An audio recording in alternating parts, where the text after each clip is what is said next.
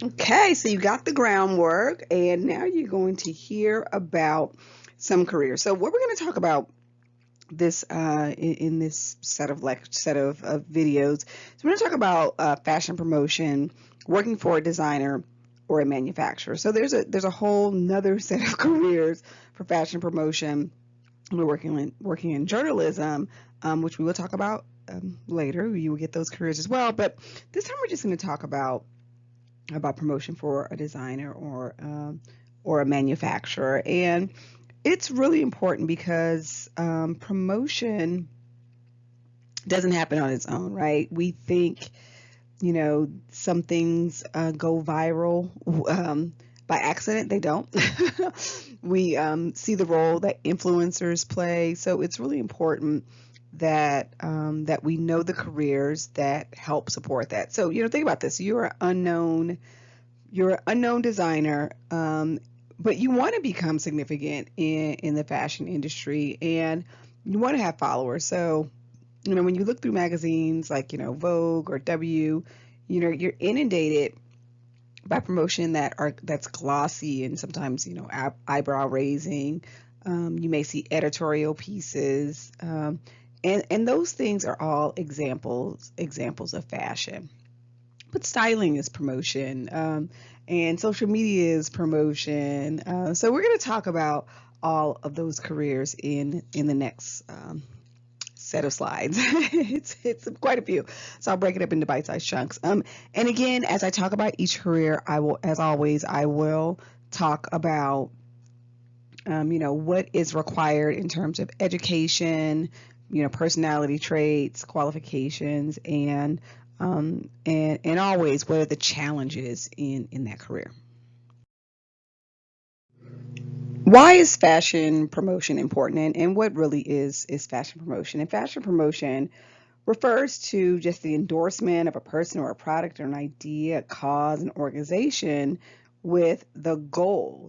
The goal of a promotion is to encourage exposure, growth, development, pushing the purchase, right, of that individual product, right? The goal is to leave an impression in the consumer's mind, and put the company in a higher position of the public's mind, so they actually will go ahead and make the purchase. So that's what promotion does. Promotion, has a bunch of steps. It's public relations.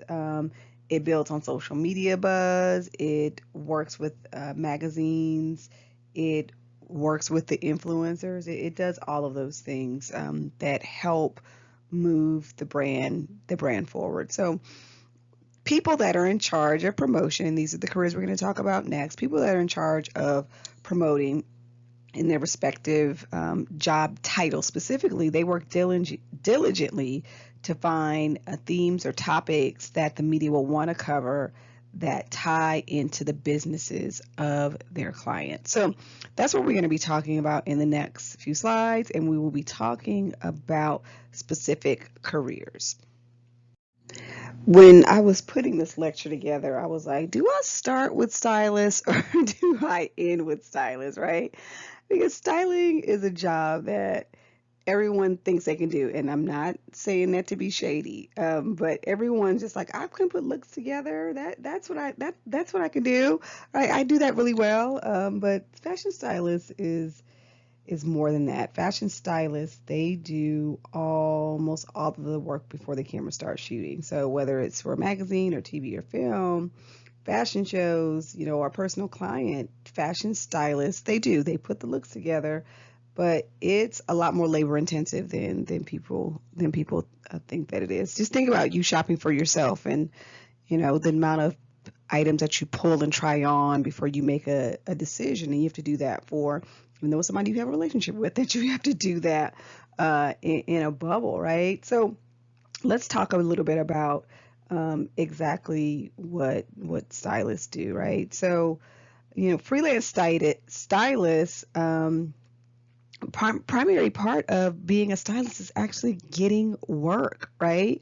There are stylists who have agents. They usually have reached a level in their career before they have an agent, but it takes time to a huge amount of energy to find clients, right? To find work for yourself, to spend time following up with former clients, to develop repeat business, running down leads, making contacts with other creative professionals, building relationships with designers and showrooms that allow you to borrow clothes, right? So it is not just, like I say with buying, it's just not going picking stuff and shopping for a living.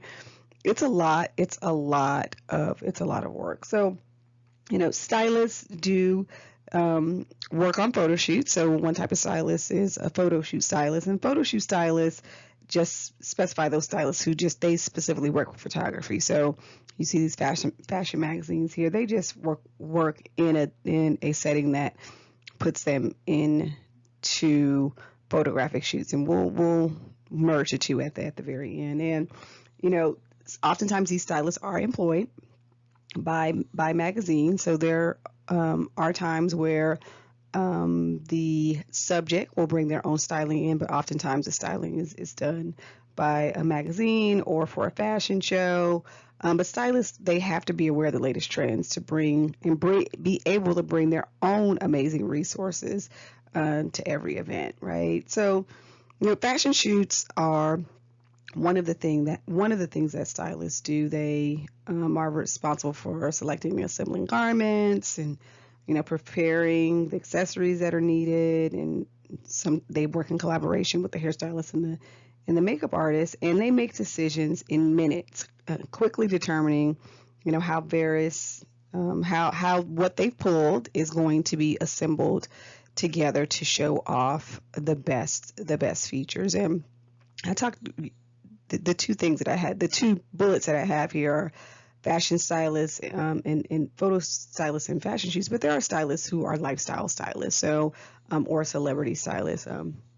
I have Instagram. I never posted anything on Instagram, but I follow a bunch of stylists, like a bunch. Like I follow June Ambrose and Meredith Coop and Tiffany Reed, and that's pretty much what I use Instagram for, is to follow stylists, to see what they're doing out in the world. And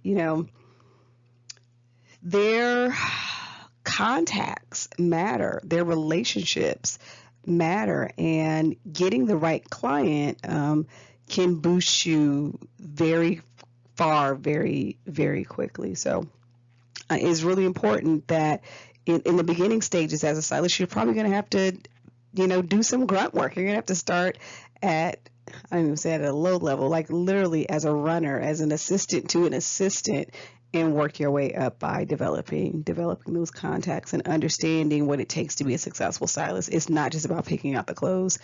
It's about making and maintaining relationships with current clients, with past clients, with potential future business, and with all of the designers and showrooms. So in order to be a stylist, the qualifications, not necessarily a bachelor's degree. Many stylists do start, like I said, as an assistant to assistant, but I always believe a degree is never a bad thing. So, some kind of degree in fashion design or merchandising, journalism, fashion communications or photography, visual arts, all of those are all helpful.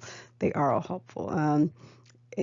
Some type of internship with a photographer, or working, as I said, an assistant or an assistant to an assistant, is really important. And then the personal characteristics, just knowing that you will have to network and talk to people, having understanding that it's not an 8 to 5 job, right? That you are going to have plenty of 10, 12, 14, 16-hour days, and that success won't come overnight, okay? And those are the career challenges as well. Those styling jobs with large companies, so working for a major magazine, are few and far between, and the majority of stylists work as freelancers until they built up enough of a clientele that they can get an agent. Stylists, like I said, they have to make quick decisions, and they have to be able to coordinate a multitude of details at one time to ensure that everything they need is taken care of. And they have to have that. I always call it like know what's on the horizon, right? The plan ahead. Um, be prepared for anything, mindset. They have to know that since they know they're going to be working in a hectic situation, you have to be prepared for anything. So what's in your kit, right? I have that in air quotes, right? So how do you fix a broken zipper? Can you sew a button on? Do you have binder clips if someone's just a little bit too big? Or what happens if the shoes don't quite fit? So all of those things you have to think about. Everything that could possibly go wrong will go wrong in a fashion shoot. So you have to be prepared for those things as well.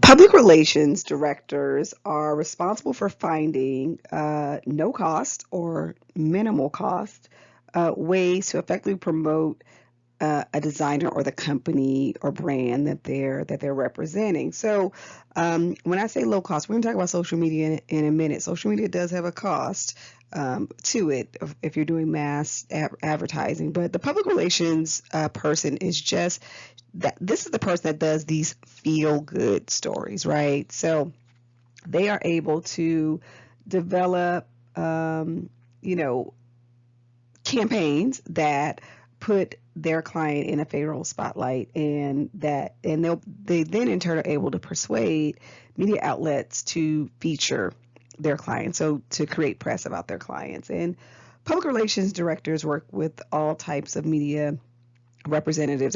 They work with radio and TV personalities and producers. They work with newspapers and magazines and websites and bloggers, to create a channel that doesn't cost the person that they represent much, or cost them very little. So some of the activities that a relations director does. Now, mind you, let's back up. A public relations director, public relations is something that exists in just about any company. So in terms of fashion, what a public relations director is going to do is going to be the same thing that they would do if they weren't in a fashion industry. So, they develop, social events. In the fashion world, they'd be doing fashion shows. They would do, book signings and parties. They would raise awareness for a company or a brand. They would, work with some philanthropic cause, and we're going to talk about that at the very end. They take care of the press coverage. They host competitions for fashion students, and they do anything that they can to get the word out about their client in non-paid ways. So they're paid, but their goal is to get information out in non-paid ways. So what are the qualifications? This is one of the few that we're going to see that doesn't require a degree in a fashion career. It is going to require that you have a degree in marketing or public relations, promotions, advertising, business, maybe fashion merchandising or design. Those are not needed as much as just the marketing and public relations background. So it will require a bachelor's degree, but you could start your journey with an AA. Experience, of course, this, whenever we put director behind it, it's not an entry-level position, but usually directors have 8 to 10 years in the fashion world of experience, because they, like the stylists, are building relationships, right? They're building relationships and networking. So to get to the director level, you will have to have extensive experience, but you could get a public relations assistant job right out of college, okay? Those personal characteristics is going to be networking, right? The ability to talk to people.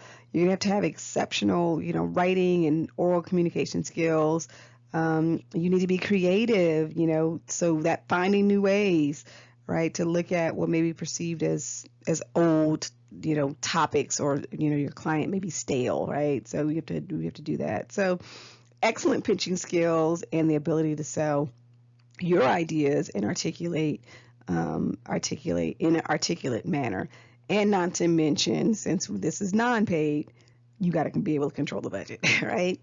So the challenges for the challenges are that you have to be able to stay positive and enthusiastic even though you will face constant rejection. And with so much that goes on in the fashion world, public relations directors are competing for buying attention of all of the folks they network with. So newspapers and magazines and online publishers and television producers. So, finding those creative ways to pitch stories and build relationships is really, really important. And this job isn't about selling, right? It's about creating and networking, and they have to be able to meet their responsibility in the most cost effective ways possible. So and sometimes they may have to face something negative. There have been times where public relations directors, generally, when some company has an issue that is in a negative light, their director of public relations is the one that steps out front and makes it nice, right? So it is a great career. It is just, it's just challenging.